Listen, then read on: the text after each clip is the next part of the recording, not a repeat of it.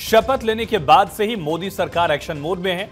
9 जून को जहां पीएम मोदी और उनके 71 मंत्रियों ने शपथ ली, तो उसके अगले ही दिन पीएम मोदी की अगुवाई में कैबिनेट बैठक हुई और मंत्रियों को उनके विभाग भी बांट दिए गए। विभाग आवंटित होते ही ज्यादातर मंत्रियों ने आज दफ्तर पहुंचकर अपना कामकाज संभाल लिया। केंद्रीय गृह मंत्री अमित शाह, रक्षा मंत्री राजनाथ सिंह, स्वास्थ्य मंत्री जेपी नड्डा, विदेश मंत्री एस जयशंकर समेत 15 मंत्रियों ने कार्यभार ग्रहण किया। अमित शाह ने केंद्रीय गृह मंत्री के रूप में अपना दूसरा कार्यकाल शुरू किया और पद संभालने से पहले वो नेशनल पुलिस मेमोरियल पहुंचे।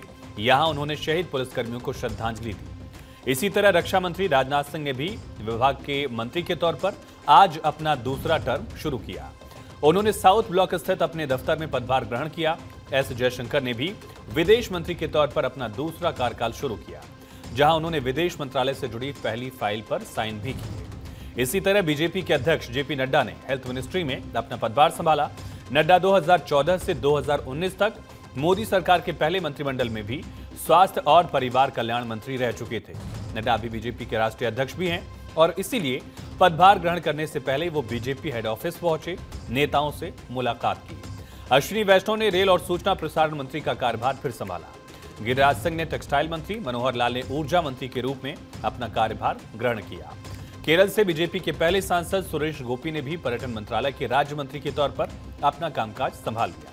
हालांकि पहले चर्चा थी कि वो मंत्री पद छोड़कर फिल्म इंडस्ट्री में अपना काम जारी रखना चाहते हैं। बाद में उन्होंने मीडिया में चल रही खबरों को गलत बताया और आज अपना पदभार भी ग्रहण कर लिया। तस्वीरें भी आप देखिए किस तरह से शपथ समारोह के 48 घंटे के अंदर नई सरकार के मंत्रियों ने कामकाज संभाल लिया। इस दौरान आप देख सकते हैं किस तरह से कपड़ा मंत्री बनाए गए। इस बार गिरिराज सिंह पहुंचे, बिहार से आते हैं। बेगूसराय के सांसद, अरुणाचल प्रदेश से आने वाले किरेन रिजिजू, जिनका एक तरह से कहा जा रहा है कि प्रमोशन भी हुआ है, संसदीय कार्य मंत्री बनाए गए हैं। और साथ ही मनोहर लाल, जो पहले मुख्यमंत्री रहे, उन्होंने भी अपनी जिम्मेदारियां संभाली। इस दौरान किसने क्या कहा, ये सुनना भी जरूरी है। दुनिया हम पर विश्वास करती है और हमारी जिम्मेदारियां भी बढ़ रही हैं, तो हमें विश्वास है कि मोदी जी के नेतृत्व में भारत की जो पहचान जो है दुनिया में वो बढ़ेगी जरूर। और यूएनएससी का सवाल आपने उठाया, पर उसके अलग अलग और भी पहलू हैं और मुझे पूरा विश्वास है कि उनके नेतृत्व में मोदी 3.0 की विदेश नीति जो है बहुत सफल होगी। किसान अन्न के भंडार भरता है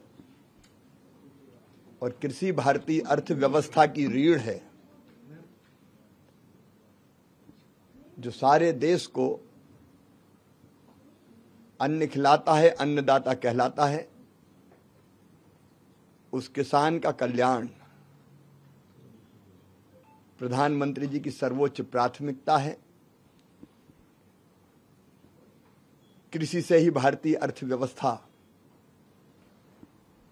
और मजबूत होगी। 10 साल में प्रधानमंत्री श्री नरेंद्र मोदी जी ने भारत की आर्थिक ताकत को 11वें स्थान से 5वें स्थान पे लाए, जन जन के जीवन में एक बहुत बड़ा चेंज लाए। इसी भावना के साथ प्रधानमंत्री श्री नरेंद्र मोदी जी की सरकार जो आशीर्वाद दिया है जनता ने मोदी जी को, उस आशीर्वाद को फलीभूत करने के लिए उसी भावना के साथ, जनता की सेवा की भावना के साथ काम करें।